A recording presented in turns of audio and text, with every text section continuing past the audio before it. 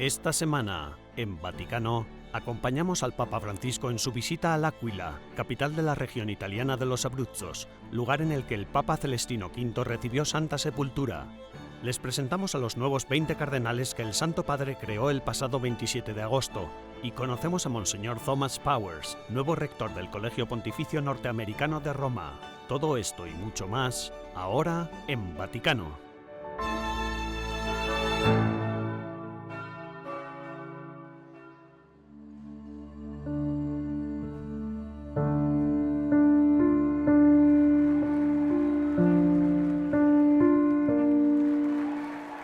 El domingo pasado, con motivo del perdón celestiniano, el Papa Francisco realizó una visita apostólica a L'Aquila, capital de la región italiana de Abruzzo. Fratelli e sorelle, buongiorno, buona domenica. Fue una visita breve que se desarrolló a lo largo de una sola mañana. En primera instancia, el Papa dirigió un breve saludo a los ciudadanos locales en la plaza de la Catedral, expresando su cercanía y solidaridad a los familiares de las víctimas del terremoto de 2009 que se cobró más de 300 vidas. Os doy las gracias por vuestro testimonio de fe. A pesar del dolor y el desconcierto que forman parte de nuestra fe peregrina, habéis fijado vuestra mirada en Cristo, crucificado y resucitado, que con su amor redimió el dolor y la muerte del sinsentido. El dolor y la muerte. Inmediatamente después de su discurso, el pontífice quiso visitar la Catedral de San Máximo, el llamado Duomo de L'Aquila, todavía inutilizable a causa del terrible terremoto. Acompañado por el arzobispo metropolitano de L'Aquila, el cardenal Giuseppe Petrocchi, y con la ayuda de algunos bomberos, el Papa Francisco visitó la catedral aún visiblemente dañada por la catástrofe natural.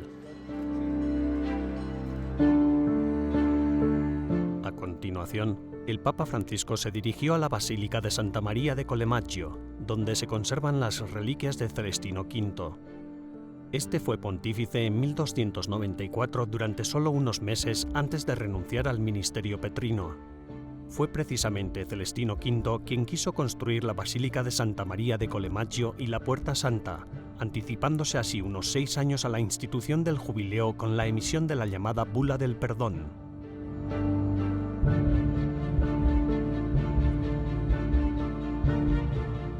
Tras la celebración eucarística y el rezo del Ángelus, el Papa Francisco abrió la Puerta Santa para el perdón celestiniano. Antes de regresar al Vaticano, el Papa se detuvo a rezar ante la tumba de Celestino V, al que el propio Santo Padre se refiere como un valiente testigo del Evangelio.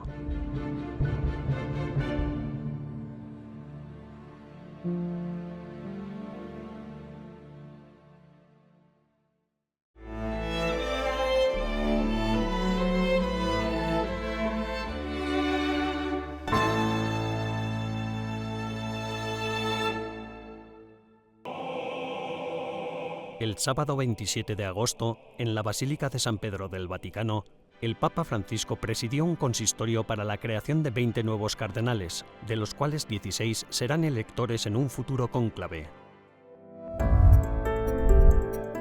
Entre los 16 nuevos electores hay 6 asiáticos, 4 europeos, 3 sudamericanos, 2 africanos, 1 norteamericano.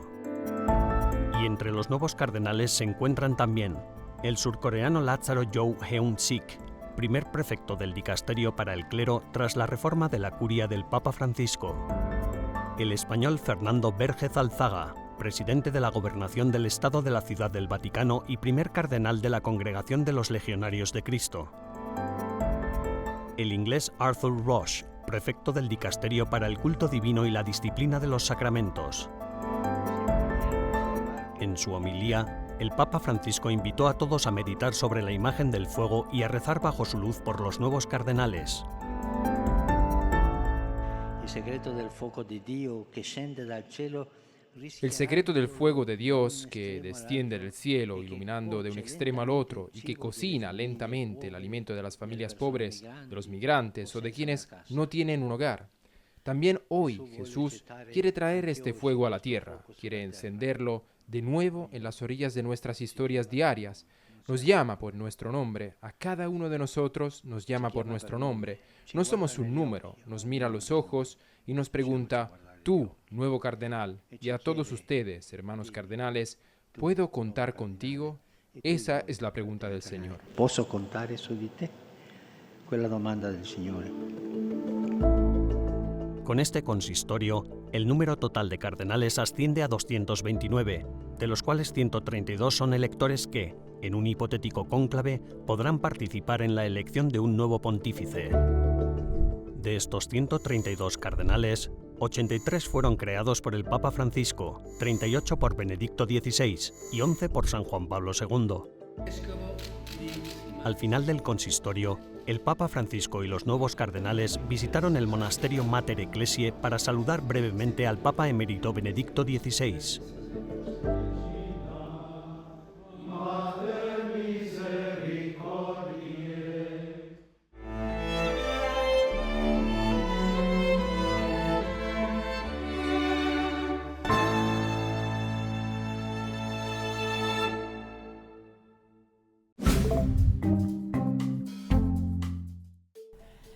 Hola y bienvenidos a Updates Vaticano de esta semana, el programa que les trae las noticias más importantes del Santo Padre y del Vaticano. El cardenal Mario Grech hizo una actualización del sínodo de la sinodalidad y aseguró a los periodistas que el único que secuestrará este sínodo será el Espíritu Santo.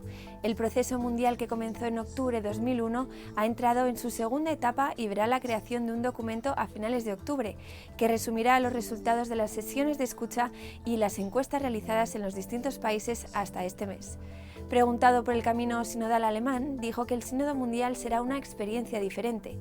No hay cambio de doctrina. En la misma conferencia de prensa, el cardenal Jean-Claude Hollerich, relator general del sínodo, también aclaró su posición sobre la enseñanza de la Iglesia y la sexualidad.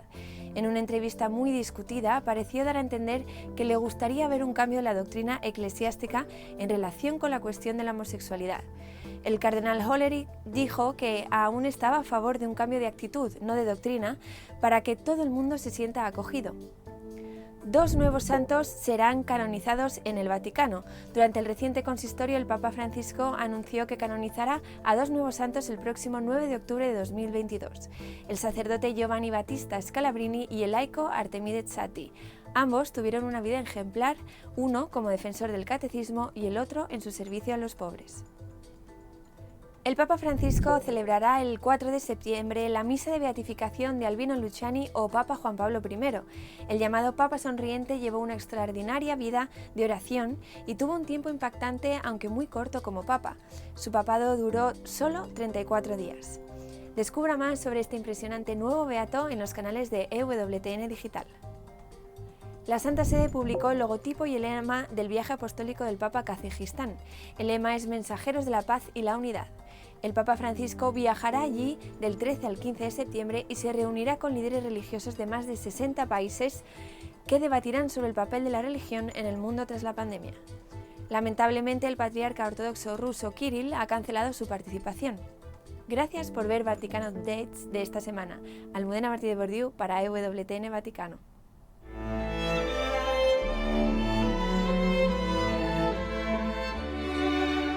En breves instantes regresamos con más en Vaticano.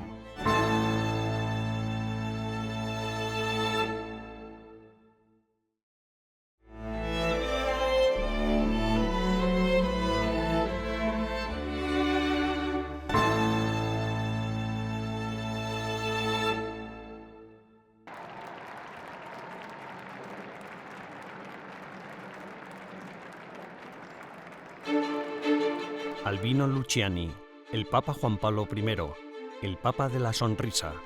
Así es como se recuerda al que fuera pontífice solo durante 34 días.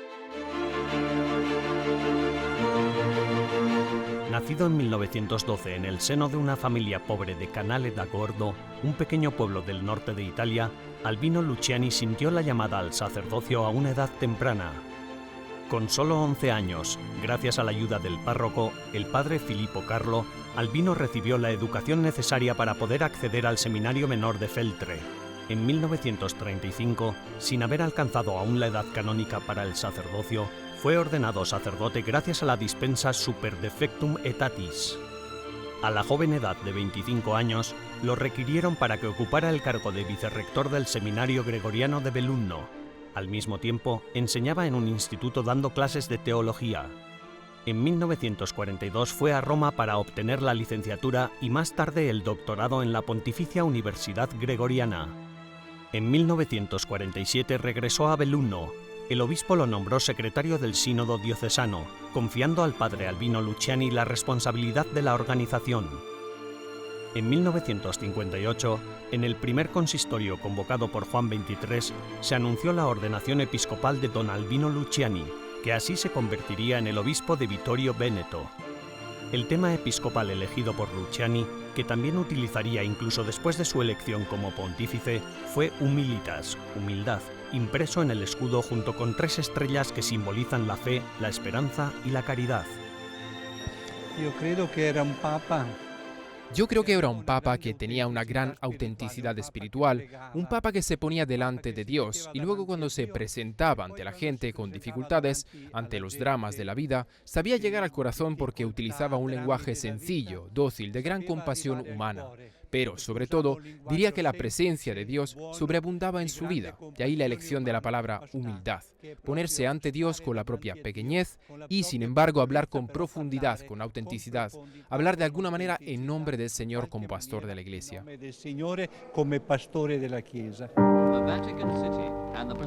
Durante su episcopado, Monseñor Luciani participó en las 4 sesiones del Concilio Vaticano II, incluyendo una intervención escrita favorable a la colegialidad episcopal.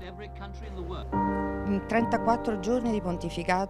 los 34 días de su pontificado, Juan Pablo I dio forma, gestos y palabras a lo que son las líneas maestras del Concilio Vaticano II, directrices que son muy actuales, la búsqueda de la paz inherente al propio ministerio del Papa, pues Cristo es el príncipe de la paz, la búsqueda de caminos para la unidad de los cristianos, en rezar juntos, precisamente por la paz, la búsqueda de una renovada naturaleza misionera en la Iglesia, tanto en su diálogo con el mundo como en el diálogo interreligioso. Podemos afirmar que están presentes todos los elementos que existen en el magisterio de un Papa de hace 50 años.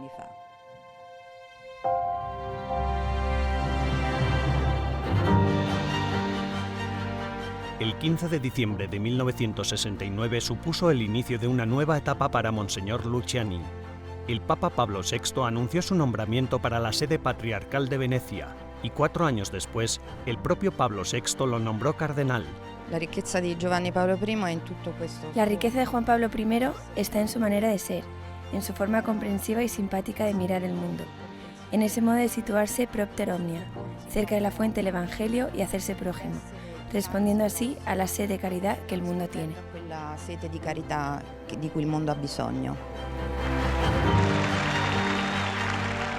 El 25 de agosto de 1978, tras la muerte del Papa Pablo VI, el cardenal Luciani dejó Venecia para viajar a Roma con motivo del cónclave. Este solo duró 26 horas, y el cardenal Luciani ascendió al trono de Pedro el 26 de agosto de 1978, y por primera vez en la historia de la Iglesia, el recién elegido optó por adoptar un nombre compuesto, Juan Pablo I.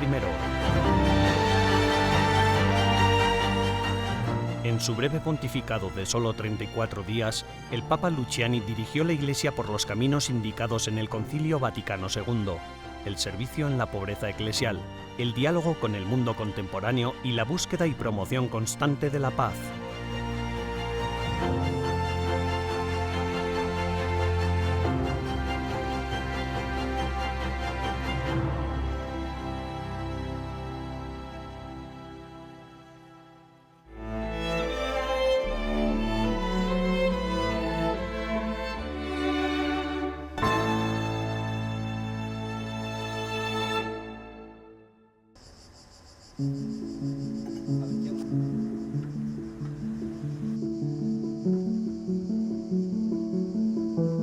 El nuevo rector del Seminario Americano de Roma, Monseñor Thomas Powers, tomó posesión de su cargo en el Pontificio Colegio Norteamericano el 1 de julio.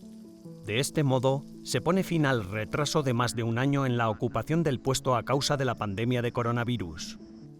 Monseñor Powers, además de ejercer como párroco, También fue vicario general de la diócesis de Bridgeport, Connecticut. Además, es antiguo alumno del Colegio Norteamericano, así como de la Pontificia Universidad Gregoriana de Roma y del Pontificio Instituto Juan Pablo II para el Matrimonio y la Familia. Pero sin embargo, este no era un nombramiento que Monseñor Powers esperaba. Me sorprendió un poco. Yo estaba muy feliz en la parroquia de San Juan de Darien, donde servía. Me sentí un tanto abrumado, pero también honrado de que me lo pidieran, y recé por ello. Y no por primera vez encontraba numerosas razones humanas por las que me decía que era mejor no hacerlo, que lo mejor era decir que no, que si quería mucho a la parroquia, que si mi familia estaba en casa y que yo era muy feliz en casa, pero en realidad no tenía ninguna otra razón para decir que no. Nunca había dicho que no a la iglesia. Así que dije que sí, con un corazón esperanzadamente generoso y agradecido que me pidieran que asumiera ese papel tan importante.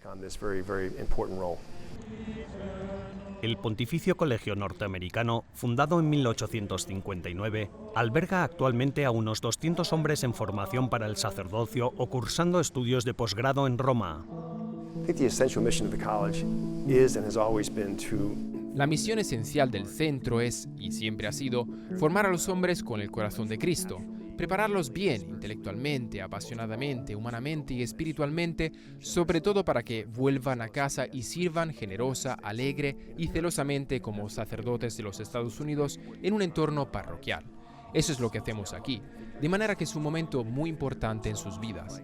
Estar en Roma es un gran honor porque estamos a tiro de piedra de la tumba del apóstol Pedro. Por eso estos hombres, al igual que yo, se sienten inspirados cada día por estar en la ciudad de los mártires de los santos, sobre todo del propio San Pedro y de su sucesor.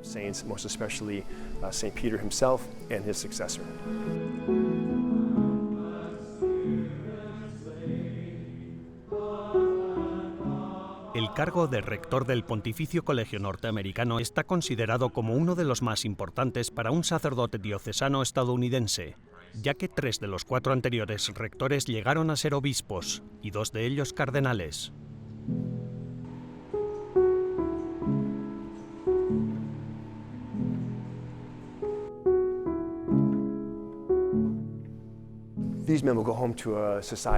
Estos hombres volverán a casa, a la sociedad que, como sabemos, está bastante revuelta. Incluso la antropología cristiana básica está siendo cuestionada. Lo que es malo se llama bueno, lo que es bueno se llama malo. Así que estos hombres tienen que estar preparados, no solo con las respuestas que la Iglesia proporciona y siempre ha proporcionado a la humanidad y a cualquier sociedad a lo largo del tiempo, sino preparados espiritualmente para enfrentarse a un mundo que es cada vez más antagónico a la fe cristiana, en concreto con la Iglesia católica. Han de estar preparados para eso, para regresar con el corazón abierto, dándose cuenta también de que la gente anhela, busca a Cristo, de que aunque en el fondo no lo sepan, están buscando la verdad.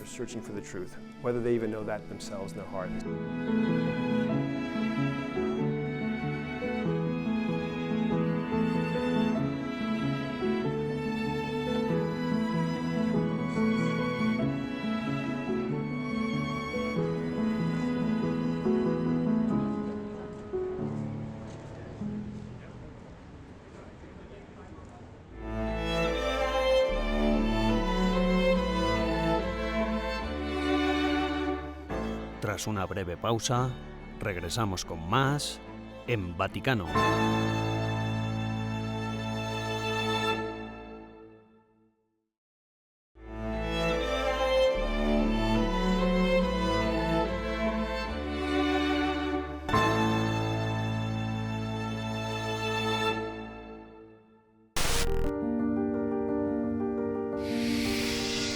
A lo largo de la historia del hombre, el perdón, en sus múltiples manifestaciones, ha sido requisito necesario para alcanzar la felicidad personal y el equilibrio social.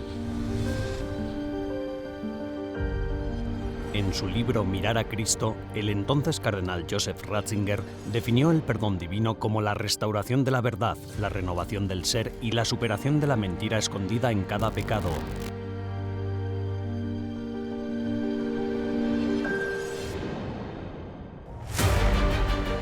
Pues bien, si existe un personaje en la historia de la Iglesia que haya intuido a la perfección la importancia del perdón de Dios, es, sin lugar a dudas, el protagonista de nuestra historia, el Papa Celestino V, conocido como el primer pontífice que renunció a la sede petrina.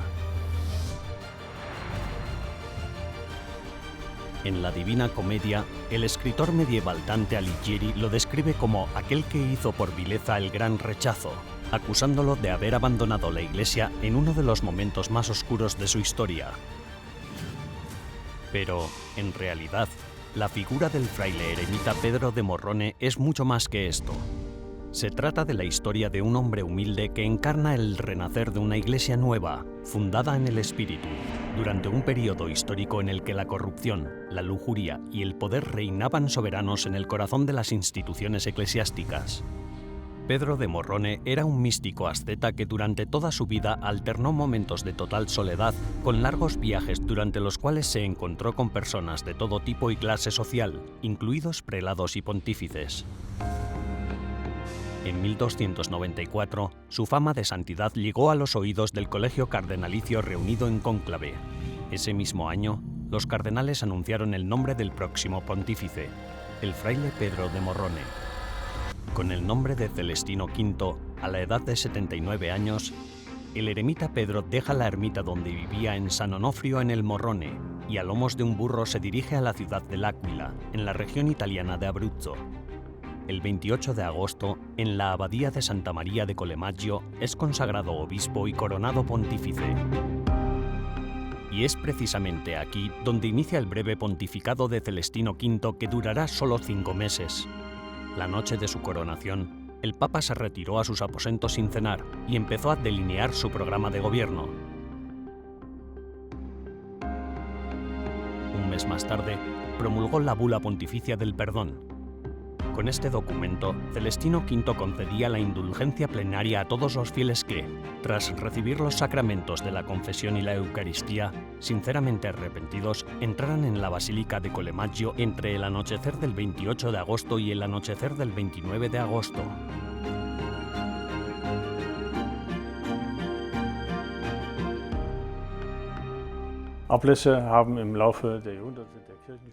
A lo largo de los siglos de la historia de la Iglesia, las indulgencias siempre han tenido algo que ver con el perdón.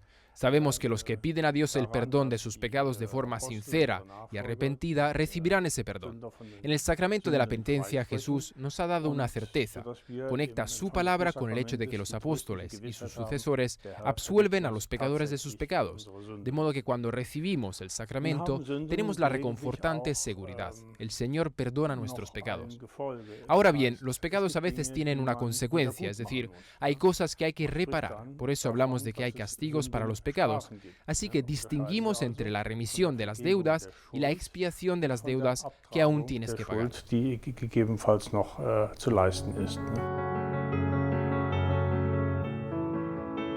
Con la institución de la bula del perdón, Celestino V lanza un mensaje claro a la Iglesia de su tiempo. La misión del sucesor de Pedro es salvar al mundo y asegurar la felicidad eterna de todas las almas.